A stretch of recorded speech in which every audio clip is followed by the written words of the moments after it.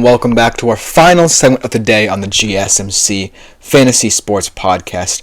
And Ty, if you are still there, this is finally the segment where we get to talk about the world of college football, one of my most exciting topics to discuss here on the show. In Week 9, not necessarily, the best of games, but there's still some matchups that I really am intrigued by.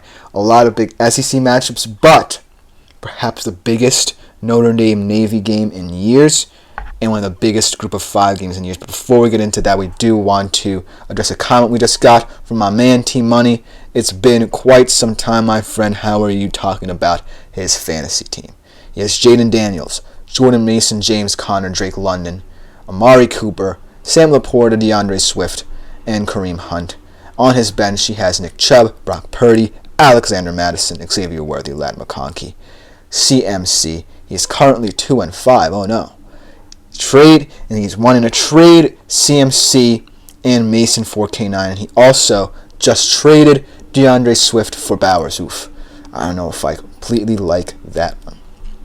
In terms of the CMC and Mason for K9 trade, I could see you taking away Christian McCaffrey from this deal and still being able to get it through.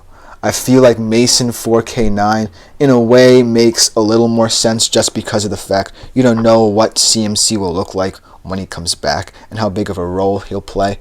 Maybe he will live up to the expectations of being the number 1 overall fantasy draft pick in most drafts everywhere. So I wouldn't necessarily immediately jump ship on CMC, but Mason for K9 feels like some move that I could get behind. As for the Swift-Bowers one, that one is kind of an interesting one. I wouldn't necessarily say it's the best move, but it's still one, that could work just because, the Raiders no longer have Devontae Adams. There's less pressure to get him the football, and thus more targets will be available.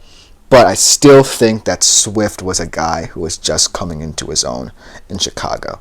So that's why that one leaves a bitter taste in my mouth. But I do like if you subtract CMC from that trade and just doing it like for like Mason 4K9, I feel like that can help your team and you will have a pretty deep running back room at your disposal. But hopefully that helps. Good luck to you, my friend, in your fantasy football exploits.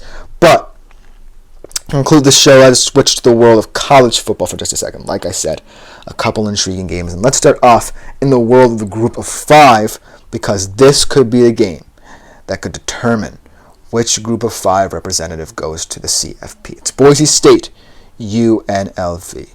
A game of drama and a potential Heisman favorite here. It's Ashton Jeanty versus the NIL drama that ensued a couple of weeks ago for UNLV. Boise State is a 2.5-point favorite. The over-under is 65.5. So Vegas believes, that the over-under is going to be a high game, and I think it will be a shootout myself.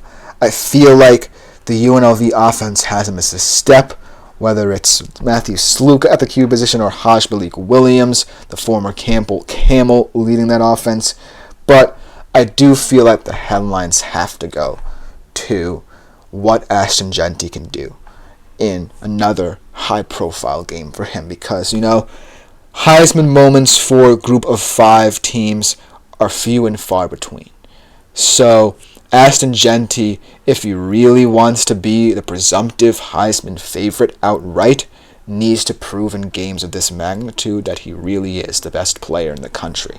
Because a lot of teams are doubting him. They're saying, he plays in the Mountain West. He only had one big game against Oregon. Yes, he had X amount of yards, but he hasn't played anyone of a national title profile. But in this game, in what could determine whether or not his team makes the playoffs, this could be his Heisman moment. But expect a very group of 5 shootout the OK Corral feel to this game. And also note that no matter what happens, both of these teams are what makes college football so exciting. That being said, I am taking Boise State. But let's talk about another game that could throw a wrench into Boise State's plans to make it into the CFP, because we have a ranked Navy going up against a ranked Notre Dame in the biggest game in this rivalry in perhaps, I believe, almost like 5 to 6 decades, perhaps. Still, Notre Dame is an 11.5 point favorite. The over-under is 52.5 there. And this is an interesting game because both of these offenses, for some reason, feel so similar. Because you have the triple option of Navy, Blake Horvath running it to a T.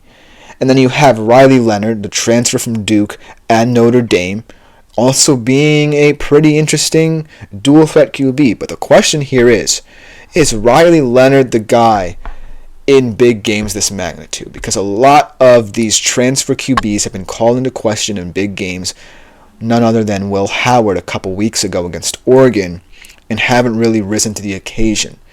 I know that this isn't necessarily the biggest game to date on Notre Dame's schedule, and they already have a quality win, but they can't afford to lose another game to a team they should project to beat, especially considering that first loss was against a Northern Illinois team that, a lot of people were kind of excited about after that win, but really after, 9 weeks of the season have not lived up to that expectation.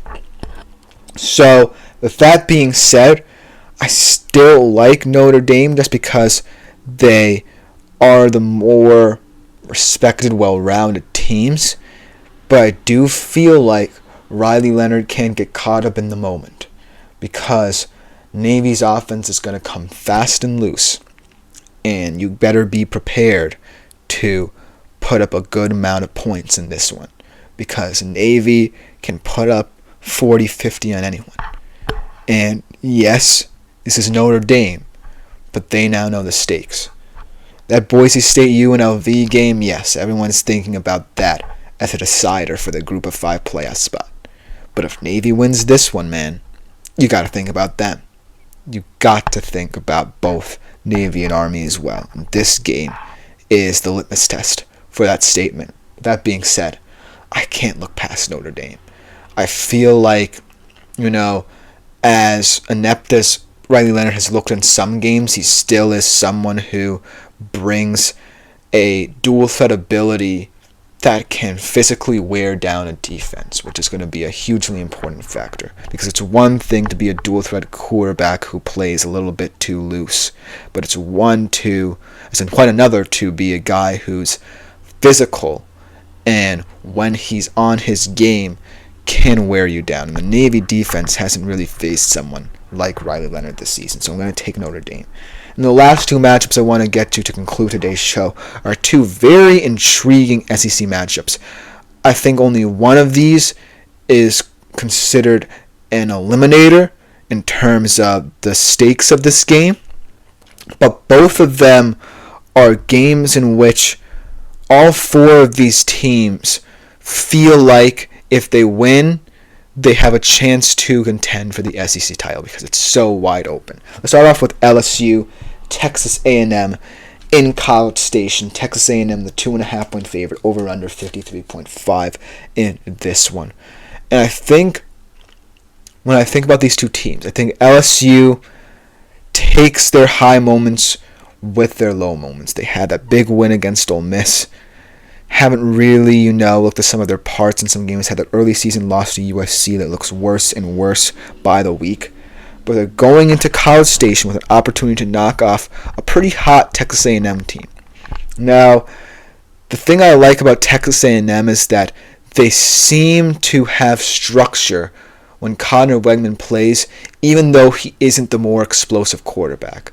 I feel like Marcel Reed gets you the big plays more often, but Wegman is someone who I really like as just a stabilizer of this Texas A&M offense, letting Le'Veon Moss run the show at the running back position. So that's why I feel like Texas A&M should be the favorite and will win this game, just because the structure of their offense is a little bit more concrete than what LSU presents. Because LSU, make no mistakes about it, I love Garrett Nussmeier, I love that wide receiver room, but it just feels like it's too reliant on one thing. And then let's switch off to the Missouri-Alabama game to end off this show. This one is the eliminator here, because if Alabama loses, this season is up in flames. If Missouri loses, they're proving that potentially they were not the team we thought they were coming into the season. But Alabama is a 13.5-point favorite. The over-under is 55.5. And I think that this is the game where Alabama gets themselves righted. I feel like Jalen Miller is too explosive for a Missouri defense that has been exposed at certain points throughout the season. And Brady Cook has just not looked himself this season to really help bolster what is needed on the offensive side of the football for Missouri. That being said, Luther Burden could be a game wrecker in this one. And he is someone who I can't overlook, but I still feel like Alabama will be able to make one or two more explosive plays than Mizzou and take care of business here. That was just about do it for this. Let me know what you think about the show in the comments. But this has been the GSMC Fantasy Sports Podcast, brought to you as always by the GSMC Sports Network. I have been Christopher Shepard. We'll be back here tomorrow at 3:30 p.m. Eastern. Like, follow, and subscribe to the show on the network if you haven't done so already. Continue making yourselves available to the Super Chat, Super Thanks, and Super Stickers features here on YouTube to interact with the show. It means the world to us here at the network. But other than that, I am out for today.